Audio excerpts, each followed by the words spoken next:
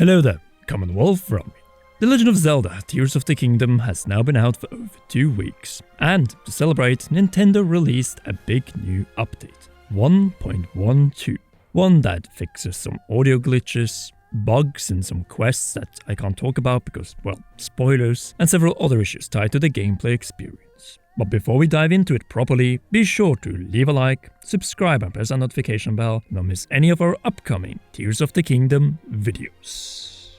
This one might sound as innocent as possible, improving the game. Of course, with a game, an open air game with multiple maps like this one, there would be some technical issues. Slowdowns, glitches, bugs, and so on. It's just that some of these bugs could by parts of the community be considered as improvements. I'm talking naturally about the duplication glitch, which is a good example of reducing the tediousness of this game, which is bigger than any other Zelda game. This is the by far biggest Zelda game ever. With the multiple maps, with the multiple collectibles, you have everything that we had to collect in Breath of the Wild in Tears of the Kingdom, plus a lot more. Both when it comes to main quests, side quests, collectibles, you name it.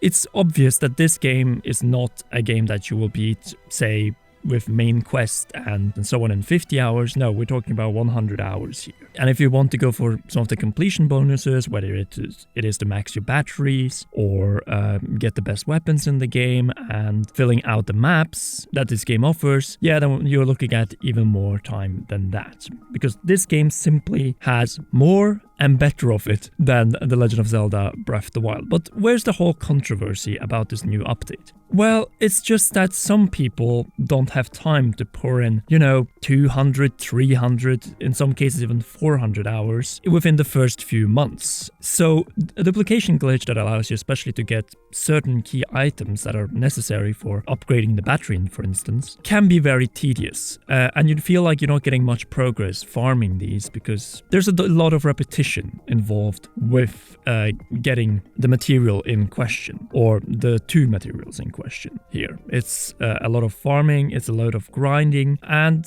Zelda isn't a franchise that historically has been all that much about grinding. Yes, there have been single collectibles like the Skulltulas, Pose, and so on that were that way. You were able to complete that in like 30 hours in most cases. Now we're talking about hundreds of hours. It's almost 10 times as many. Removing the duplication glitch means that the Zelda team clearly wants us to pour in the time that this game has been designed to take to beat, to complete, and reach to the point that you want to. Whether that is to reach to the highest Sky Islands, which require of course more battery or more stamina or certain powers, and the likes. It is as simple as that. So on one side, it's the way the Zelda game wants you to play the game, taking your time, exploring the entire map, going into the caves and returning to the settlements, both the old and new ones, which have also been marketed that way before the game came out, both on the website, in trailers, and so on. They want us to go through this game at the pace that they have decided.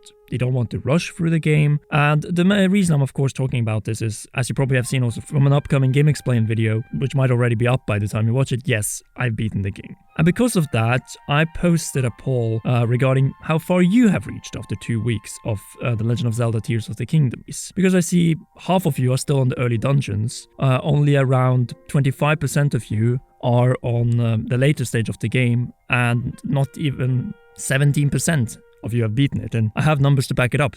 10,000 of you have voted. But yeah, it's a question of what you want to do. Of course, when it comes to this new update, if you turn off auto updates, you can still and remain on version 1.11 or even version 1.10 if you didn't update, you can do still those duplication glitches. The simplest one, which we also talked about in our previous video, namely the paraglider one, where you just press X again for paraglider, pause, select the item you want to duplicate, and then press to hold them, of course, and then press YB at the same time. That glitch doesn't exist anymore. The same goes with a lot of other more tedious glitches. So for families and people that don't have that much time to play games, the removal of the duplication glitch is a loss. There's no shadow of a doubt there, and there's no way to hiding it as well. Yes, freedom within the boundaries we have set, but with the grind that requires. But yeah, that is the update. The question is, are you at the side of the developers in this case and want to put a time that is required? After all, it is clear that they designed this game,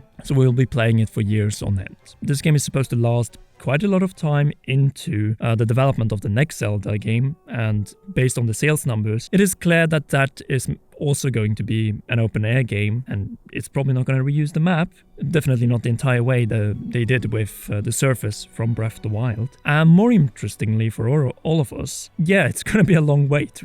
I've also mentioned this in my video about the sales. 2029, 2030 seems like probably the most realistic windows for that. So hopefully we get a 2D Zelda, a new 2D Zelda in between, or even a smaller 3D game. And we're going to go over to our next topic, which is actually the sales numbers, specifically from Japan, because last time we reported, that being the first weekend sales, we learned that Tears of the Kingdom was the fastest selling Nintendo game of all time, selling more than 10 million copies within the first 3 days. Well, now we have finally received the numbers from Japan, including for the second week, and in the first week the game sold over 1 million copies, which is an incredible number because it means that over 10% of the sales worldwide of The Legend of Zelda Tears of the Kingdom are actually in Japan. Why does this matter? It's because the worldwide sales of Breath of the Wild have never been 10% in Japan.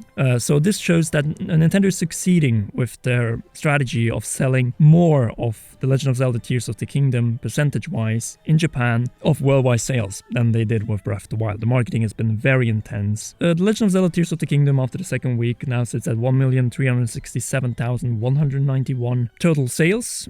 Something that has also been noticed by multiple other outlets, in fact, and that is surprisingly so for Guinness World Records. They have actually made an article on May 25th about The Legend of Zelda Tears of the Kingdom being the fastest selling Nintendo game in history, beating out Pokemon, beating out Super Smash Bros. Ultimate. But yeah, it is crazy. And when you think about that, Super Smash Bros. Ultimate needed 24 days to get to 12 million. Well, Tears of the Kingdom is probably there already, and it's not even been 2 weeks. But it's very nice to see the game getting recognition from record sites, that being, like, nothing is bigger than Guinness World Record. Anyway, what do you think about the a little bit controversial new Tears of the Kingdom update? Did you take advantage of the duplication glitch? And did you have any plans of using it? Or are you playing the game at your own pace, just like the Zelda team intended? Playing it through the years as we build up slowly but surely to the next release? Sound off in the comment section down below. If you haven't already, then be sure to leave a like, subscribe and press the notification bell to not miss any of our upcoming Tears of the Kingdom videos, which seems to be rather spoiler free, at least until we get to the beginning of June. Anyway, thank you so much for watching, and the same goes to all our patreon.com/ComeAround patrons, and in particular our raw producer Charles Shash. You rock, and please enjoy one or both of these two awesome videos.